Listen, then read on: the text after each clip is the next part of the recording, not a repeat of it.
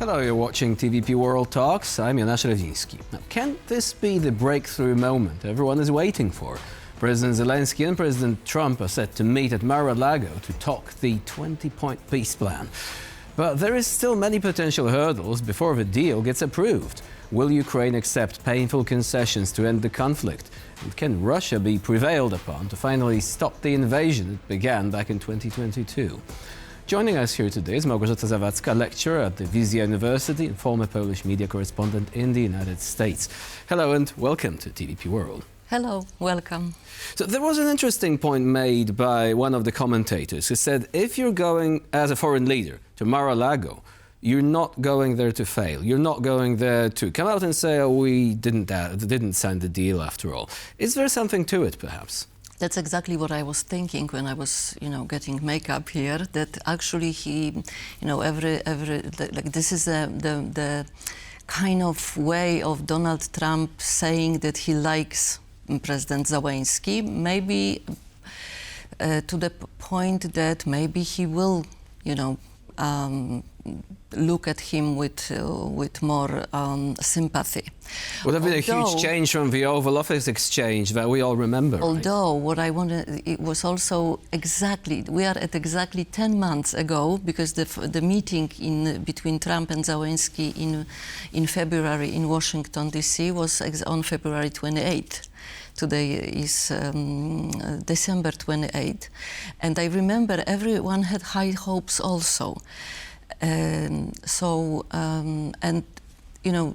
Zelensky kind of formulate himself to the picture that Donald Trump wants him to be, right? Every time from the moment that we saw him sitting in the White House, suffering through 30 minutes of J.D. Vance and Donald Trump, kind of humiliation, saying that Russian troops are suffering, that Russia wants peace, that Ukraine is actually the one who could actually end it wherever they wanted.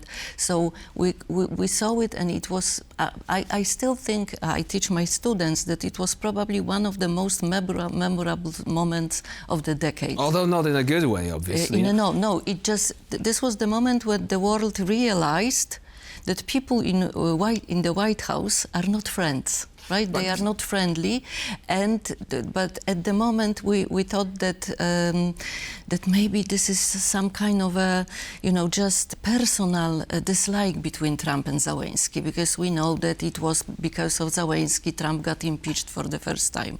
So when I was watching it, I thought, yes, this is just Trump trying to be very personal, not liking someone, but then month after month, we were looking at America, Donald Trump America, but actually becoming this imperial, completely surprising country that is kind of aligning itself with Russia. Well, that is a very strong point, but would you say that the word imperial here is justified? And also the Russia alignment, because this is kind of controversial. Some people say this is the case. Others say that it is a very different style. Nevertheless, the US seemingly treats Russia as a country with which, it's trying to act as an intermediary, right? Russia, that's Ukraine. What they are that's what. Doesn't this mean that Russia is considered to be a level below the US? Like they are saying, oh, Russia is not a major threat, so that they are saying China is like the equal partner, and Russia is like a level below this. Let's imagine how would it be with Joe Biden? Where would it be? We can never tell. Yes, but Donald Trump normalized Putin. He normalized Russia. He normalized imperialism. He normalized the new way of politics, which means that if you have this famous "do you have the cards," right? So it's a power play, and from the moment we thought it's only Trump personality, today I think we should all realize it's not about just Donald Trump's personality and him trying to be a king of everyone. It's about something we really still don't know what is going on between Russia and America, or between Trump and Putin, and between Witkoff and Kushner. So let's expand upon this a bit, because on the one hand we've got this, on the other hand we've got got the sanctions imposed on Russia by the US, which finally started to hurt, right? Some people also say the Biden administration made all the right noises. It did play by the book, but it didn't help Ukraine enough at a time of need. I mean, the number of tanks sent by Poland or by Germany far surpassed the number of tanks sent by the US during that administration. I still think that during... So, do you think that perhaps at this point we're simply facing the sort of new reality to which we're slowly adapting, but also we're making assumptions because, as you said, we don't really know what the reality is? The question is, should we really allow ourselves to adapt to this reality, to this really seeing as two countries are kind of torturing another country psychologically, saying that, you know, we think that, you know, Zelensky should be nice to Trump, Zelensky should have, you know, put on the suit, and Zelensky should prove to Trump that he has some kind of cards. And I feel like we are in the state of schizophrenia, because there is, like, you know, there is European countries and Canada, and everyone is saying, yes, Zelensky, we will stand by you. We are, you know, nothing about Ukraine without the Ukraine. Well, of course. Which in reality, no matter what European countries or Canadian countries or anyone says, or Ukrainian politicians, there is some deal already made between Trump and Russia, which we are slowly adjusting. What could this deal be about? The world is like a big frog that we are boiling into something we don't know yet. Well, evidently the frog is screaming and jumping around, saying there might be a deal. But some people are saying, on the other hand, okay, so what Russia could have to really, you know, sway the balance in this direction? Is there really so much that Russia could interest the US? Like, the trade exchange between Russia and the US has never been that high. Meanwhile, you've got the European Union, a much more important trading partner, with which the US is at loggerheads today over some issues.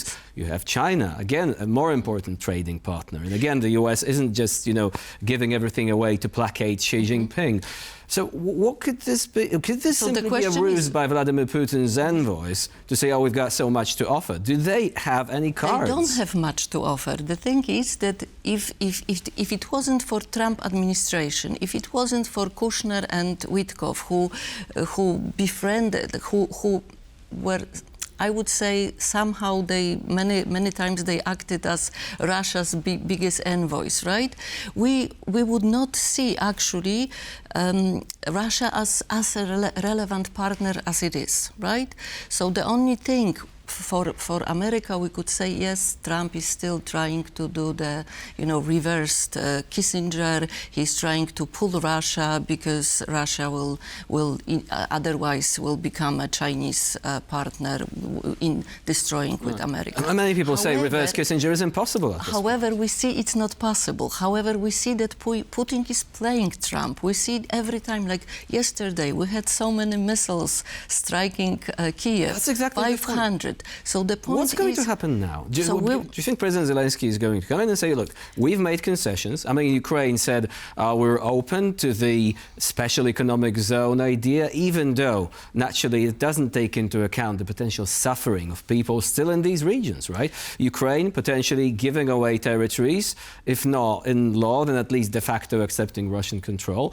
So is he going to say, right, so we have made concessions. Now, how about the other side? What is the other side doing? You've seen the missiles raining down on Kiev yesterday.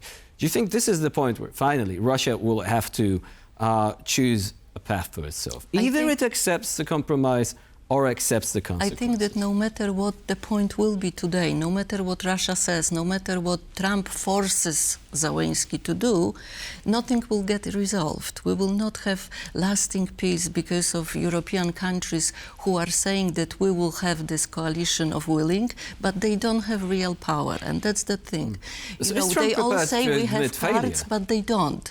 And the thing is that the world, like, I honestly think that from the moment actually J.D. Vance gave this speech in Munich about how Europe has an enemy of within, how weak Europeans are, to the American strategy that we've seen like few weeks ago, the world was boiled into the believing that, everything is as it should be if it's really not. That we have three superpowers. It's actually between, China and America.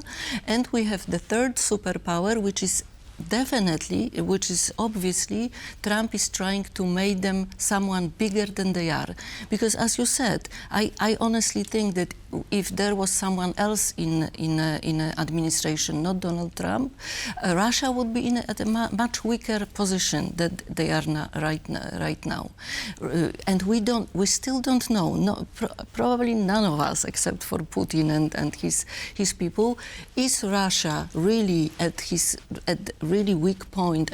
And if Zelensky will be able to stand a little longer, we will finally see the Russian fall, or they are really, as powerful that they can invade Europe in 2027. This is like, it depends where you listen, whom you listen. They will tell you otherwise. Well, the Polish Foreign Minister Sikorski saying that he believes the alliance still stands, right? Yeah, but he could. They say so much, like really strong words, but they are just words. The reality is you cannot invade another country with money or to defend the country with money or with words. You need a real willingness and troops and army, which we know Europe does not have. So no matter what Europe says and how much they are aligned around Zelensky, which for the whole year they really showed up. They really showed up for Zelensky. We can say it. So it's a really big change. But still, there is no real change in defensive force. The statement I referred to was the alliance between the US and European countries. Mm-hmm. But do you think one of the reasons could be, because we're discussing this 20-point peace plan, right? And, Europe trying to show its backing. But Europe also has, some people say, has failed to show its possible strength as a major player when discussing Russian funds. Because the original idea was to use these funds to help Ukraine. That didn't happen. Doesn't this actually give Trump another argument? So, the European Union is not a partner with which I want to talk to. I want to talk to individual countries. Because this was the moment where you could say, well, we actually have agency. Here is what we're going to do. We're going to take this money and help Ukraine. And because Belgium said, no way, that didn't happen. I honestly think that the moment it would happen, and I do think that Belgium has a point of being afraid in some way, but the moment it would happen, Trump could actually say that Europe is the aggressor, right? We are living in such a weird moment that whatever Europe will do, Trump will be criticizing it more and more. And right now, I'm really interested how Zelensky will play those cards. Because if Zelensky will not agree on something that Trump wants him to agree on, he will become the person who is actually for war. And Europeans, because Sergei Lavrov said yesterday that Europeans are the one who are actually trying to, fuel Zelensky's dreams. Well, obviously, Russian propaganda there, right? But we are, one final question. Many people are already have in heads the Russian propaganda, Russian language, the whole MAGA culture, the whole, J.D. Vance speaks Russian propaganda. So as I said, that no matter what happens today, the real forces are the real war forces are something that I honestly think we have we have no way of predicting what will happen. Very quick question. What would be the worst among the possible concessions that Ukraine would have to give? Refusing to prosecute war criminals, Russian war criminals, for example, territory. Which of these is potentially least likely to be accepted by Ukraine? They are in such a difficult position because we know that Russia wants Ukraine not to exist. So the moment they sign the peace, Russian propaganda will start to influence Ukrainians to have an election, to elect someone who will be in the future for Russia. If Zelensky agrees to give up Lugansk and Donetsk, the whole Donbass, we know the fortification, that Ukraine will be open to further invasion. So I honestly think that maybe Zelensky has some cards in his people who really want to defend their country. The card of Ukraine are Ukrainians themselves who became a nation. The cards are Europeans who are united in values. But what is there, you know, in Chinese drones, what they've learned in artificial intelligence, what they have, how many people Russia will have in the future for suffering, we really, I honestly So we're at think we a really critical don't know. junction. We are in the junctions that each of us should really listen closely to what Trump says, what Zelensky says. Possibly we'll know But more we don't know. later today. Małgorzata Honestly, Zawadka I think we will was our not guest know. today. Here on TVP World, thank you very much for joining us, for sharing your insight. Thank you so much. And I'm Jonasz. You're watching TVP World. Please do stay with us.